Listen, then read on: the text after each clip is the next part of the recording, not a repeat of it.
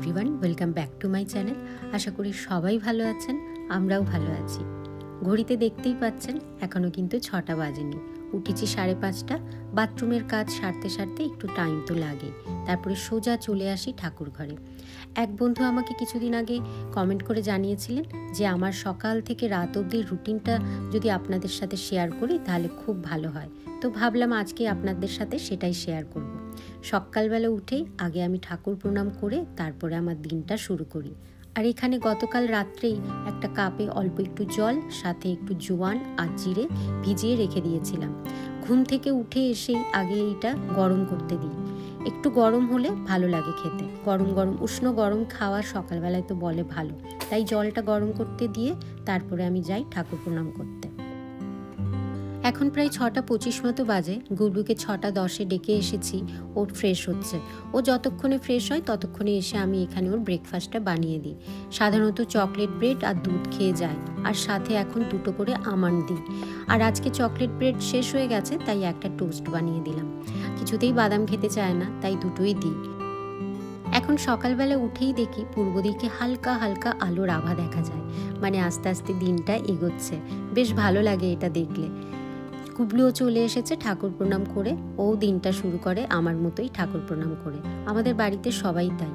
তো এখানে এখন ওকে ব্রেকফাস্ট দিয়ে দিলাম। ব্রেকফাস্ট খেয়ে তারপরে ওকে নিয়ে এখন যাব বাস স্টপে ছাড়তে। গ্যারেজটা এত ঠান্ডা থাকে, গাড়ির ভেতরটা প্রচণ্ড ঠান্ডা হয়ে থাকে, তাই একটু আগেই গাড়িটাকে গরম করতে দিয়ে দিই। একটু গাড়িটা গরম হয়ে থাকলে সেই ঠান্ডাটা লাগে না, তা না হলে মনে হয় হাত পা পুরো জমে যাচ্ছে। এখানে গাড়িটা গরম হতে দিয়ে দিলাম। গুবলু ততক্ষণে রেডি হয়ে আস্তে আস্তে একটু হালকা গরম হয়ে যাবে। চলুন এবার ওকে দিয়ে আসি। গ্যারাজে এখন 2টো গাড়ি, তাই এই গাড়িটা খুব সাবধানে বের করতে হয়। বড় গাড়ি তো ভীষণ ভয় লাগে ঠোকাঠুকি না খেয়ে যায়, আমার তো প্রচণ্ড ভয় লাগে। আর আকাশটা দেখুন এখনই কত পরিষ্কার হয়ে গেছে, আগে কিন্তু এটা হতো না। এই সময় পুরো ঘুটঘুটে অন্ধকার থাকতো। তবে আর বেশি দিন নয়, ফেব্রুয়ারি তো এসেই গেছে। মার্চ ছেলে কিন্তু আবার টাইমটাকে এগিয়ে দেবে, তখন আবার একটু অন্ধকারের মধ্যেই যেতে হবে বেশ কিছুদিন। তো চলুন, বেশ ভালো লাগছে। ওই দিকটার আকাশটা এত সুন্দর হয়ে থাকে সকালবেলাটা, খুব ভালো লাগে। হেঁটে হেঁটে আসতে খুব ভালো লাগে। আস্তে আস্তে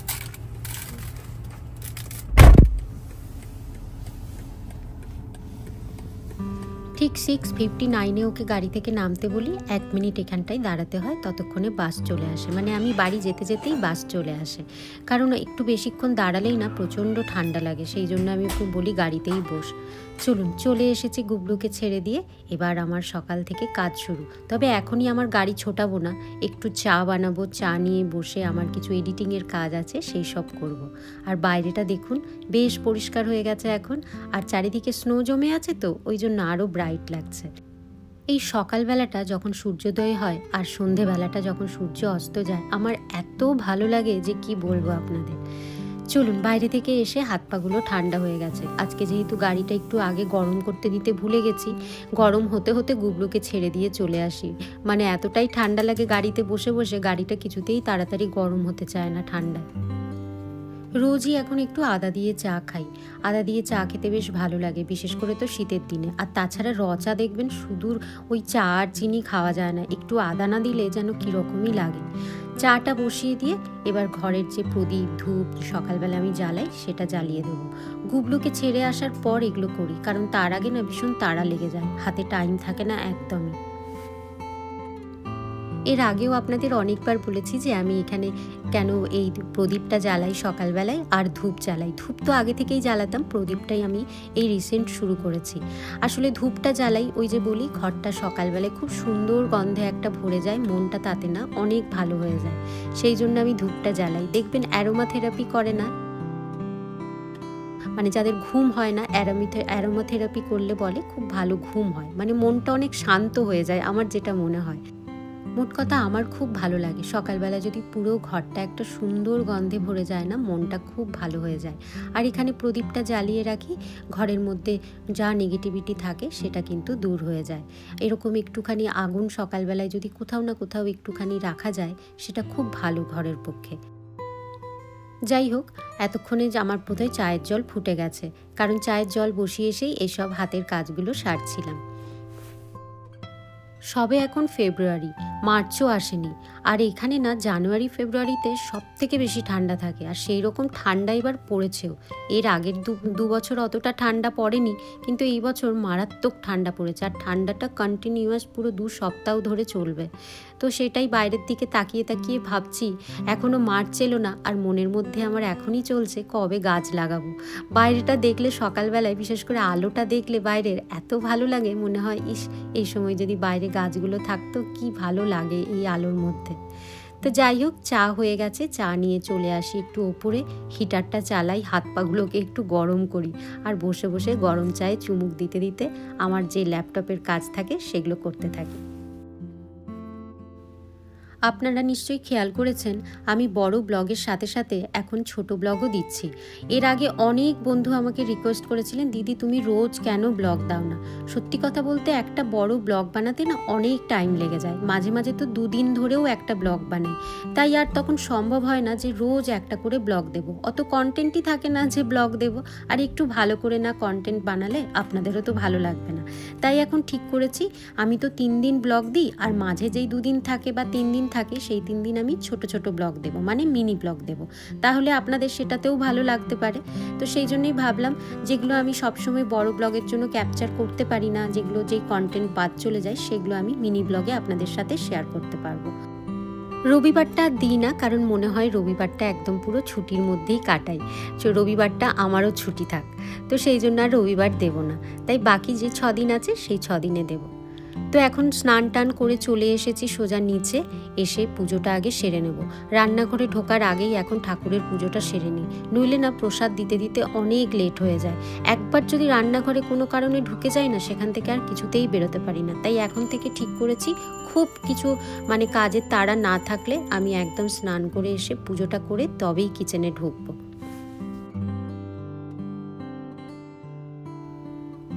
আজকে পুজো হয়ে যাবার পর এখানে যে সেই আমি ডেকোরেশনের জন্য জিনিসগুলো কিনে এনেছিলাম, দীর্ঘদিন ধরে এখানেই পড়ে আছে। ভেবেছিলাম এইভাবেই সাইডে রেখে দেবো, কিন্তু কেমন যেন লাগে, একটুখানি গুছিয়ে রাখলে, অর্গানাইজ করে রাখলে ভালো লাগে। আর এগুলো এইভাবে ধুলোও পড়ছিল, তাই ভাবলাম এগুলোকে খুলে আবার এখানে যে জায়গাটা কিনেছি রাখার, আমি এই ড্রয়ারের মধ্যে রেখে দেবো। এমনকি ঠাকুরের যে বাসন টাসনগুলো আমি ইউজ করি, সেগুলো কিচেনে থাকে, অনেক সময় খেয়াল থাকে না, কোনো না কোনোভাবে যদি হাত লেগে যায় সেটার ভয় তো থাকেই।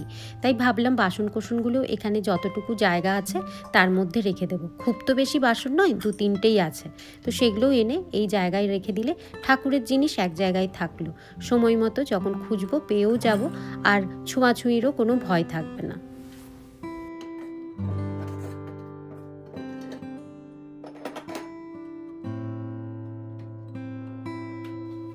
এমনকি ঠিক করেছি, আমি যে ভোগ রান্না করি তার জন্য যে মশলাপাতি যা যা লাগে, সেগুলোও না অল্প অল্প আমার কাছে ছোট ছোট অনেক কৌটো আছে, তার মধ্যে ভরে রেখে দেবো এইখানেই কোথাও একটা। কারণ কিচেনে রাখলে সবাই কাজ করে, তো গোলকও কাজ করে, মাঝে মাঝে গুবলুও কিছু না কিছু এখন করে, তো সেই জন্যই ভাবি যদি কোনোভাবে ঠেকাঠেকি হয়ে যায় আমার অজান্তে, তাই এই জায়গায় রেখে দিলে যখন পুজো হবে এখান থেকেই একেবারে নিয়ে গিয়ে তখন করব।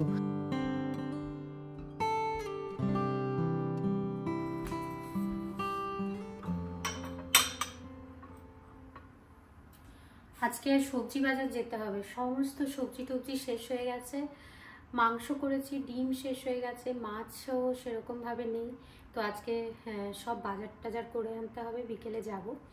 আর ভাবছি এখন একটুখানি ডিমের ভাপা বানাবো, সেই সর্ষে দিয়ে যেমন ডিমের ভাপা করে, তো সেটাই বানাবো। একটুখানি আলু পোস্ত আছে, আলু পোস্ত না, বাটি পোস্ত হয় না, যে পোস্ত বাটি বা বাটি পোস্ত যাই হোক, যেটাই হোক, তো ওইটা আছে, কালকে একটু বানিয়েছিলাম রাত্রেবেলা, আর একটু আলু ভাজা আছে, সাথে ভাবছি ওই ডিমের ভাপাটা করব, আর রেসিপিটাও আপনাদের সাথে শেয়ার করব। আপনারা জানেন অনেকেই, কিন্তু সবারই কিছু আলাদা আলাদা মেথড হয় না, বা আলাদা আলাদা একটু কিছু নিজের টাচ থাকে, তো জানি না আমার সেরকম আছে কি না, সেমও হতে পারে, তো ভাবলাম করব যখন আপনাদের সাথে শেয়ার করি।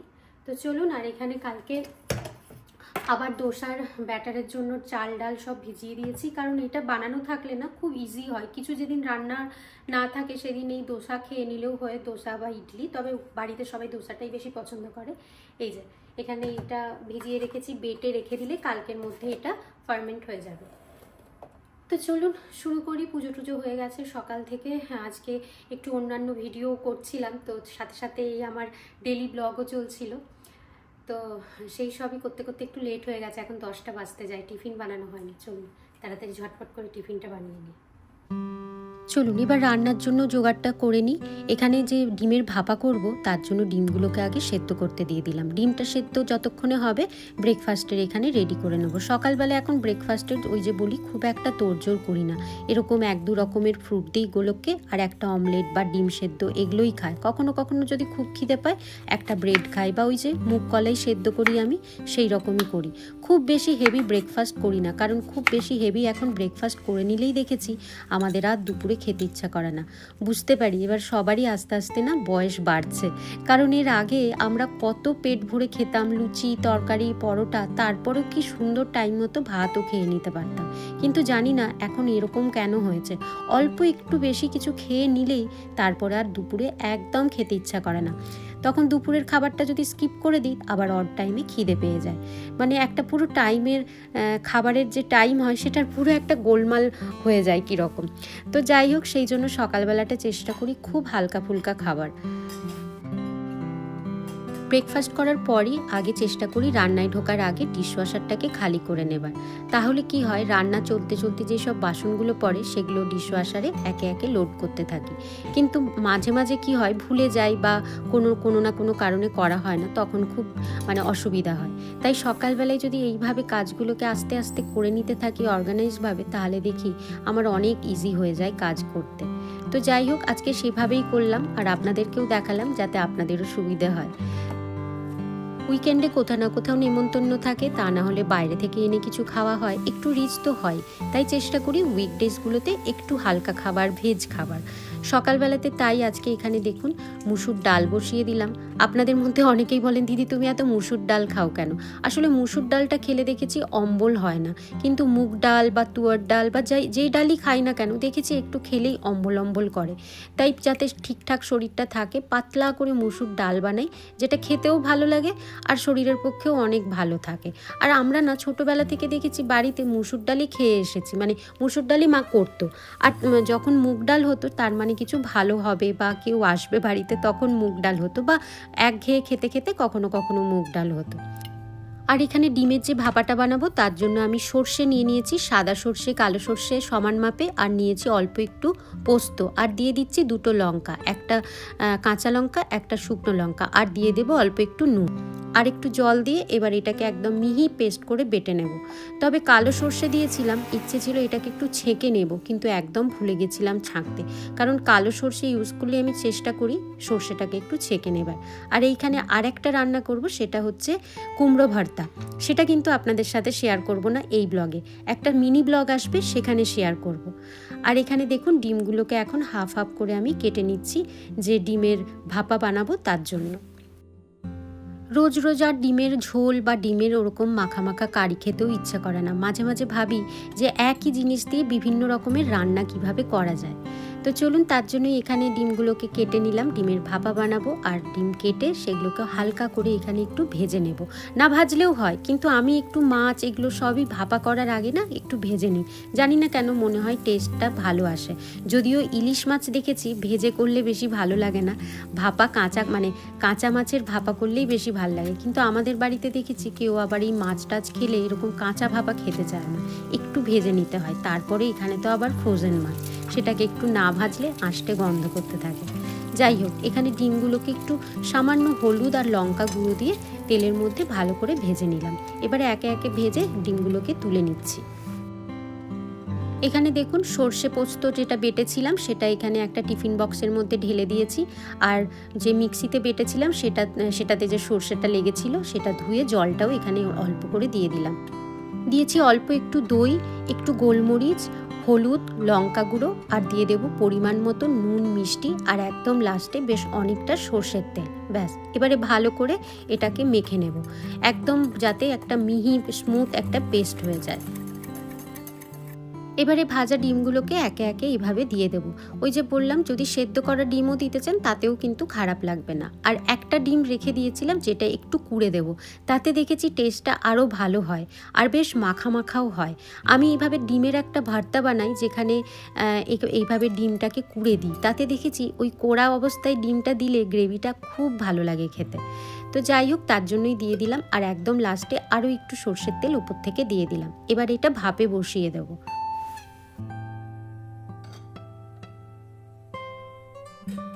ভাপে মোটামুটি 10 থেকে 15 মিনিট রাখবো, এর বেশি রাখবো না। ডিম তো ও তো অলরেডি সেদ্ধ হয়ে আছে।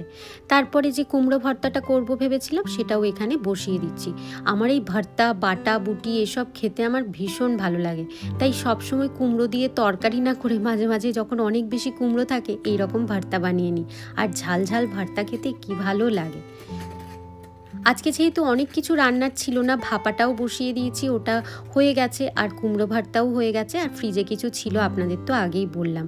তাই এখন রান্নাবান্না শেষ হয়ে যেতে কিচেন পরিষ্কার করে নেবার আগে এখানে যে মশলাপাতি বা যে কৌটোগুলো ইউজ করেছি, জল হাতে অনেক সময় হাতে অনেক কিছু লেগে থাকে, সেই সবের জন্য ওই কৌটোগুলো অনেক নোংরা হয়ে যায়। তাই রান্নার শেষে একবার চেষ্টা করি এগুলোকে একটা ভিজে টিস্যু দিয়ে ভালো করে মুছে পরিষ্কার করে রাখার। তা না হলে দেখবেন গায়ে গায়ে কীরকম নোংরা হয়ে থাকে, বিশেষ করে মশলার কৌটোটা, ওখানে তো আরও নোংরা হয়ে থাকে। তাই এরকম কাজের শেষে একবার করে জায়গাগুলো পরিষ্কার করে নিই, তাহলে আর রোজ রোজ বা কিছুদিন ছাড়া ছাড়াই এত ডিপ ক্লিনিং করার দরকার হয় না। অন্তত 2-3 মাস ছাড়া একবার করলেই তখন হয়।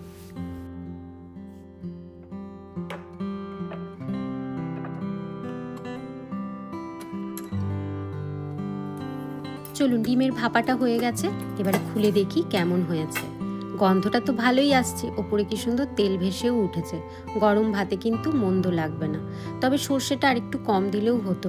আমি ম্যাক্সিমাম সাদা সর্ষে দিয়েই করি, কিন্তু আজকে মনে হলো একটু ঝাঁঝের জন্য কালো সর্ষেটা দিলে ভালো হবে। এখানে দেখুন গরম গরম ভাত রেডি, ডিমের ভাপাও রেডি, সাথে আছে টমেটো দিয়ে পাতলা করে মুসুর ডাল। শীতকালে এর মধ্যে একটু ধনেপাতা মটরশুঁটি দিলেও কিন্তু মন্দ লাগে না। আর এখানে দেখুন কুমড়ো ভর্তা রেডি। গরম গরম ভাতেই কুমড়ো ভর্তা খেতে যে কি ভালো লাগে কি বলবো, আলু ভর্তাকেও হার মানাবে। গোলককে দিচ্ছি, এখানে অল্প একটু ভর্তা দিয়েছি, ও খুব বেশি ভর্তা এসব খেতে চায় না।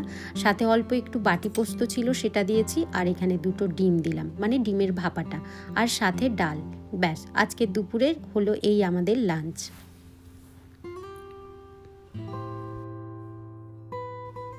দুপুরের খাওয়া দাওয়া করে ওই যে একটুখানি বই নিয়ে শুই বা একটু ফোন ঘাঁটি করতে করতে একটু ঘুমিয়ে পড়ি।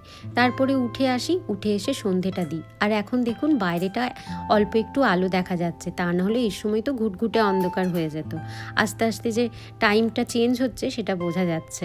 যাই হোক, চলুন সন্ধেটা দিয়ে নিই। ছোটবেলায় মনে আছে কি পরিমাণ ঘুমোতাম। এক তো দেরি করে উঠতাম সকালে, তারপরেও ভাত খেয়ে একটা বেশ লম্বা ঘুম দিতাম। বিকেলবেলা মা টেনে টেনে তুলতো, ওঠ সন্ধে হয়ে গেছে, সন্ধে দিচ্ছি, উঠে পড়। তাই সন্ধ্যের সময় ঘুমানোর অভ্যাসটা কোনোদিনও নেই। সন্ধেবেলায় খুব শরীর খারাপ বা কিছু প্রবলেম না থাকলে সন্ধ্যের সময় কখনোই ঘুমোতে পারি না। উঠে মনে হয় এই সময়টাই সন্ধেটাই দিয়ে দিই। যখন নতুন সংসার করতে শুরু করেছিলাম তখন তো বয়সটাও অনেক অল্প ছিল, তাই প্রায়োরিটিসগুলো অনেক অন্যরকম ছিল। এই সবগুলোকে এত বেশি মেনে বা এত বেশি ভালো মন নিয়ে করতে পারতাম না, করতে হতো তাই করতাম। কিন্তু যত আস্তে আস্তে বয়স বাড়ছে, মা কাকিমারা যেই কাজগুলো করে এসেছে সেগুলোর যে কি মাহাত্ম্য বা কেন করেছে, সেগুলো করলে কি হয়, সেগুলো যেমন বুঝতে পারি, আর বুঝতে পারি বলেই সেই জিনিসগুলোর সাথে নিজেকে জুড়তে পারি, আর ভালোও লাগে করতে। আপনাদের কার কার এরকম চিন্তাভাবনা আসে আমাকে অবশ্যই কমেন্ট করে জানাবেন। আমি মাঝে মাঝে ভাবি আমি এরকম চিন্তা করি না আরও কেউ আছে যে আমার মতো এরকম চিন্তা করে। যদি আপনারা কেউ থাকেন এরকম চিন্তা করে, তাহলে আমাকে অবশ্যই কমেন্ট করে জানাবেন। তো চলুন এবার চাটা বসিয়ে দিই, সন্ধে দেওয়া হয়ে গেছে। চাটা খাবো, তারপরে রাত্রের খাবারের জোগাড় করব। অবশ্য গুবলু অনেকক্ষণ থেকে বলছে ওর খিদে পেয়ে গেছে, চাটা বসিয়ে তাই ফ্রিজে একটা ওর স্যান্ডউইচ ছিল, সেটাকেই এখানে একটু গরম করে দিচ্ছি। এবারে খেয়ে ও একটু পড়তে বসবে, ওর সাথে সাথে আমিও একটু বসবো ওর পাশে, যে ও কী পড়ছে না পড়ছে ওগুলো একটু দেখি।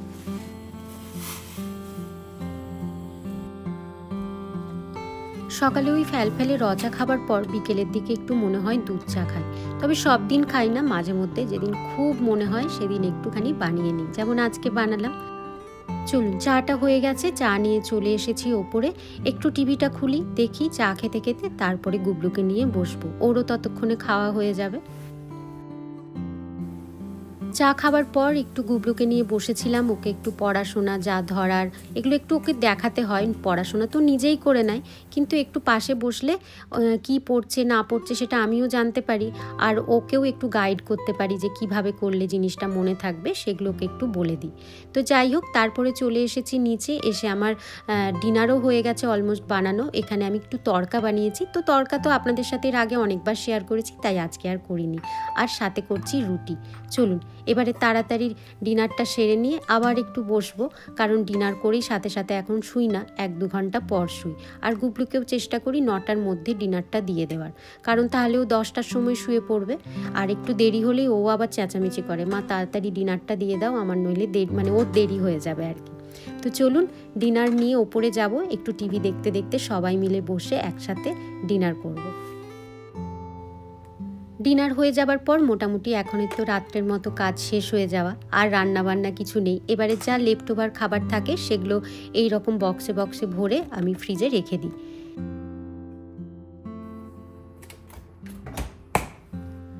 সর্বশেষ কাজ হলো আমার ডিশওয়াশার লোড করা। এই কাজটা হয়ে যাবার পর কিচেন কাউন্টার ভালো করে পরিষ্কার করে নিলেই আমার আজকের মতো ছুটি কিচেন থেকে। দেখুন সকাল থেকে কিভাবে কাজের মধ্যে সময়টা পেরিয়ে যায়। তবে একদিকে ভালো, মানুষ যত কাজের মধ্যে থাকে মানুষের মনও তত ভালো থাকে। তাই যখনই কোনো ডিপ্রেশন আসবে বা কোনো কারণে খুব মন খারাপ হবে না, তখন অনেক বেশি বেশি কাজ করবেন। তবে হ্যাঁ, সেই কাজটাই করুন যেটা আপনার করতে ভালো লাগে, তাহলে দেখবেন মন খারাপ কোথায় উধাও হয়ে গেছে।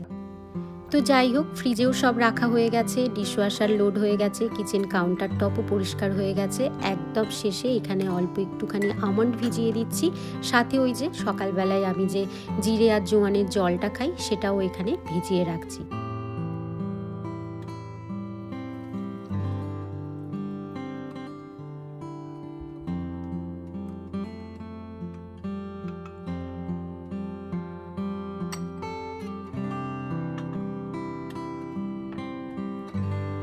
চলুন আজকের মতো তাহলে কিচেন থেকে ছুটি। সমস্ত লাইট অফ করে টেম্পারেচারটাকে একটু কমিয়ে দিই। সারাদিন যে টেম্পারেচার থাকে তার থেকে শোবার সময় একটুখানি কমিয়ে শুই, তাহলে বেশ ভালো লাগে, নইলে খুব গরম লাগে রাত্রেবেলা। ওপরে এসেই আগে সারাদিন যেই জামা কাপড় পরে থাকি সেগুলোকে ছেড়ে রাত্রের পোশাক পরে তারপরে এখানে একটুখানি মুখ টুক ধুয়ে নিই। স্কিন কেয়ার বলতে আমি সেরকমভাবে কিচ্ছু করি না, জাস্ট মুখটা একটু জল দিয়ে ধুই, একটু সিরাম নিই আর ময়েশ্চারাইজার নিই, ব্যাস এটাই হলো আমার রোজকার স্কিন কেয়ার। তো এর বেশি আমি আর করি না, এর পেছনে আমি টাইমও দিই না বেশি। অনেক দিন আগে এক বন্ধু আমাকে কমেন্ট করে বলেছিলেন, দিদি তুমি কি স্কিন কেয়ার করো, সেটা যদি একটু জানাও। আসলে আমি জানাইনি, কারণ আমার এই নিজের যত্নের পেছনে না সেরকমভাবে টাইম দেওয়া হয় না। আপনি আমাকে ঘরের যত্ন করতে বলুন, আমি করে দেবো, কিন্তু নিজের যত্ন করতে বললেই আমার জানি না কেন খুব বিরক্ত আসে, একদমই এর পেছনে আমার টাইম দিতে ইচ্ছে করে না। তো চলুন সারা দিন আমি কিভাবে কাটাই, সকাল থেকে রাত অবধি আমার কি রুটিন থাকে, সেই সব কিছু ডিটেলসে আপনাদের সাথে শেয়ার করলাম। আশা করি আপনাদের ভালো লাগবে। তো আজকের মতো ব্লগটা তাহলে এখানেই শেষ করি। আপনারা সবাই খুব খুব ভালো থাকবেন, সুস্থ থাকবেন, সাবধানে থাকবেন। ব্লগটা ভালো লাগলে অবশ্যই একটা লাইক, শেয়ার আর কমেন্ট করে দেবেন। যারা নতুন বন্ধু অবশ্যই সাবস্ক্রাইব করে দেবেন। আজকের মতো বাই বাই।